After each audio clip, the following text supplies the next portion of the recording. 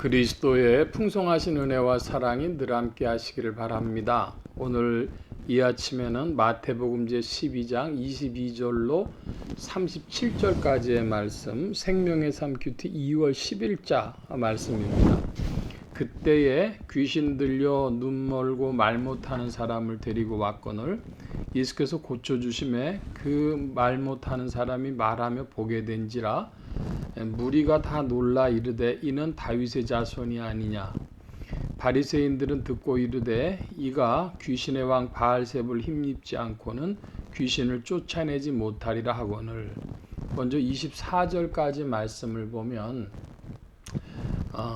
예수님께서 귀신 들려 눈 멀고 말 못하는 사람을 고쳐주었더니 무리들이 이는 다윗의 자손이 아니냐 그랬습니다. 그 당시로서는 예수님의 공생의 시절에는 로마의 식민 지배를 받고 있었습니다.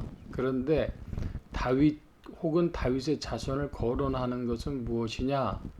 그러면은 이스라엘의 왕권을 이을 자, 굉장히 그러니까 로마 제국을 향해서는 반역에 가까운 단어가 되는데요. 그런데 이런 사람을 두고 부르는 말이 이스라엘로서는 메시아, 그리스도라고 하는 기름 부음 받은 자라고 하는 단어를 썼는데 이가 메시아가 아니냐 이렇게는 말을 못하고 다윗의 자손이 아니냐 이렇게 애둘러서 지금 이스라엘의 구원자를 이야기하고 있는 것입니다. 그랬더니 바리새인들은 듣고 이 말이 기분이 나빴습니다. 그래서 귀신을 거론하는 것이죠. 25절입니다. 예수께서 그들의 생각을 아시고 이르시되 스스로 분쟁하는 나라마다 황폐하여질 것이요 스스로 분쟁하는 동네나 집마다 서지 못하리라. 만일 사탄이 사탄을 쫓아내면 스스로 분쟁하는 것이니 그러하고서야 어떻게 그의 나라가 서겠느냐. 내가 바알세불을 힘입어 귀신을 쫓아내면 너희 아들들은 누구를 힘입어 쫓아내느냐. 죄송합니다. 그러므로 그들이 너희의 재판관이 되리라. 그러나 내가 하나님의 성령을 힘입어 귀신을 쫓아내는 것이면 하나님의 나라가 이미 너희에게 임하였느니라. 먼저 28절까지 말씀을 보면 예수님께서 말씀하시는 것이 귀신 내쫓는데 누구 이름으로 내쫓냐? 이런 질문을 하시면서 하나님의 성령을 힘입어서 했습니다. 성령을 하나님의 성령이라고도 하고 그리스도의 성령이라고도 하고 이런 표현이 성경에 있습니다. 그러니까 성령은 삼위일체의 영으로서 이제 하나님 또 그리스도 이 성령이 삼위로서 완전히 긴밀히 연결되어 계신 것이죠. 그 인격에 있어서 하나요. 그 뜻과 능력에 있어서 하나다. 지상에 계신 예수님은 성령을 힘입어서 지금 귀신을 쫓아낸 것이고 그러면은 하나님의 나라가 임한 것이다. 여기 하나님의 나라라고 하는 것은 하나님의 권능, 하나님의 역사, 하나님의 통치가 표현되어져서 나타났다는 의미에서 하나님 나라가 임했다 한 것입니다. 29절입니다. 사람이 먼저 강한 자를 결박하지 않고서야 어떻게 그 강한 자의 집에 들어가 그 세간을 강탈하겠느냐. 결박한 후에야 그 집을 강탈하리라. 나와 함께하지 아니하는 자는 나를 반대하는 자요 나와 함께 모으지 아니하는 자는 해치는 자니라. 그러므로 내가 너희에게 이르노니 사람에 대한 모든 죄와 모독은 사하심을 얻되 성령을 모독하는 것은 사하심을 얻지 못하겠고 또 누구든지 말로 인자를 거역하면 사하심을 얻되 누구든지 말로 성령을 거역하면 이 세상과 오는 세상에서도 사하심을 얻지 못하리라. 성령 모독죄라는 말을 흔히 하죠. 성령이 역사하시는 것을 모독하면 그 귀신이 한 것이다. 뭐 이렇게 모독을 하게 되어지면 성령 모독죄가 되어지고 특별히 32절에는 이 세상과 오는 세상이라는 표현을 하고 있습니다.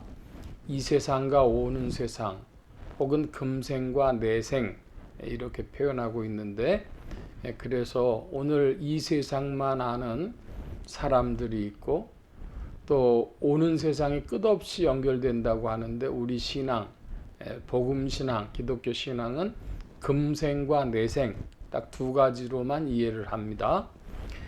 그리고 성령 모독죄에 대해서 이야기를 하면 참 이제 영분별이라고 하는 것이 그러므로 중요한데요. 은사자들이다, 성령의 은사를 받았다 하면서 그 오히려 성령을 빙자해서 그래서 자신들의 부패와 유익을 꾀하면서도 성령이 하셨다고, 니들 나한테 도전하면, 나를 비판하면 성령 모독죄야, 이러는 자들이 있습니다. 은사주의자들이라고 하는 것이 있죠. 그런 의미에서 굉장히 더 한 걸음 들어가 보면은 굉장히 이제 심각한 문제가 됩니다. 성령으로 하지 않는 일을 비판할 때에 성령 모독죄가 되어지느냐, 성령으로 하신 일인지 어떻게 우리가 분별할 수 있느냐, 중대한 문제가 놓여지죠. 그럼 우리는 뭘 기준으로 판별해야 되겠습니까? 성경 말씀을 가지고 판별해야 될 텐데, 사도행전에서부터 쭉 사도 바울의 이야기들을 보면 뭐 고린도 전후서라든지 디모데 전후서라든지 뭐 에베소, 빌립보, 골로새 이런 말씀을 보면 은사주의자들에 대한 강한 그런 징계 말씀들이 나옵니다. 그러니까 기준이 없는 것이 아니고 성경 말씀을 우리가 잘 살펴야 되겠고, 아주 구체적인 케이스로 들어갔을 때에 이제 미묘해지는 수가 있습니다. 뭐가 있냐 그러면 양신 역사라고 하는 것도 있고, 그리고 성령으로 시작했다가 육체로 마치겠느냐 하는 것처럼 성령으로 하는 것 같은데 결국은 자기 욕심으로 끝내는 것들을 어떻게 평가할 것이냐, 이런 문제들이 있죠. 이것이 쉬운 것은 아니다. 그러나 기준은 분명하다. 성경 말씀으로 살펴보면 답이 있다. 이 말씀을 드립니다. 자, 33절입니다. 나무도 좋고 열매도 좋다 하든지 나무도 좋지 않고 열매도 좋지 않다 하든지 하라. 그 열매로 나무를 아느니라. 그 열매로 나무를 아느니라. 성령의 열매가 확인되어지는지 그런 질문들 해보면 되겠죠. 성령의 열매가 이 성령의 역사인지 아닌지를 판별하는 중요한 기준이 또한 되어집니다. 34절입니다. 독사의 자식들아, 너희는 악하니 어떻게 선한 말을 할 수 있느냐? 이는 마음에 가득한 것을 입으로 말함이라. 선한 사람은 그 쌓은 손에서 선한 것을 내고 악한 사람은 그 쌓은 악에서 악한 것을 내느니라. 35절 말씀도 그들 묵상해 볼 만한 말씀입니다. 선한 사람은 쌓은 선에서 선한 것을 냅니다. 그러니까 인격의 문제인데요. 우리의 인격이 성령으로 말미암아 갈물이 되어지고 그리고 기경되어지고 열매 맺는 자리까지 나아가야 할 줄 믿습니다.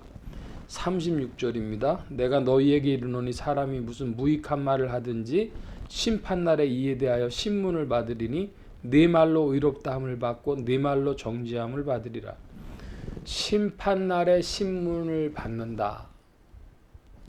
이것 우리 지금 신앙이 과연 주님의 심판날을 그렇게 엄히 여기고 있는지 질문이 돼요.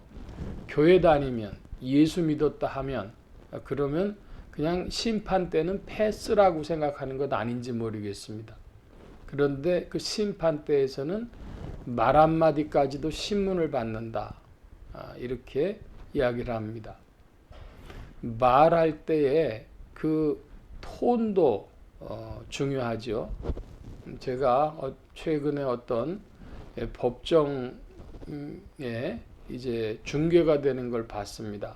그랬더니 그 법무부에 근무하던 분이 그 얼마나 화가 났었는지 증인으로 나와가지고, 제가 법무장관이 하든 흉내까지 낼 수 있습니다. 그러면서 말을 하는 거예요. 말의 톤도 중요하다 이겁니다. 그러니까 하나님의 심판 때와 그 신문을 생각할 때 무슨 말을 어떻게 했는지까지도 심판하실 것을 우리가 생각한다면 교회 다닌다는 이름으로 예수 믿었다는 이름으로 감히 쉽게 그 심판 때를 생각할 일이 아니요. 그러므로 우리가 주님 앞에 나올 때는 항상 감사와 회개를 가지고 예배드리러 나와야 하는 줄 믿습니다. 감사와 회개가 있는 예배의 참여자들이 되어져서 마지막 날 심판 때를 기억하는 그리스도인들이 되어져야 하겠습니다. 오늘 말씀 여기까지 봅니다. 기도합니다. 만복의 근원 되신 주님 함께하여 주셔서 우리 인생들의 발걸음이 주 안에 있게 하여 주시고 또 그 열매로 그 나무를 안다고 하신 것처럼 성령 안에서 열매 맺는 신앙이 되어지도록 더욱 지도하시고 인도하여 주옵소서. 주께서 일하심을 구하고 감사하며 의지하올 때 예수 그리스도의 이름으로 기도하옵나이다. 아멘.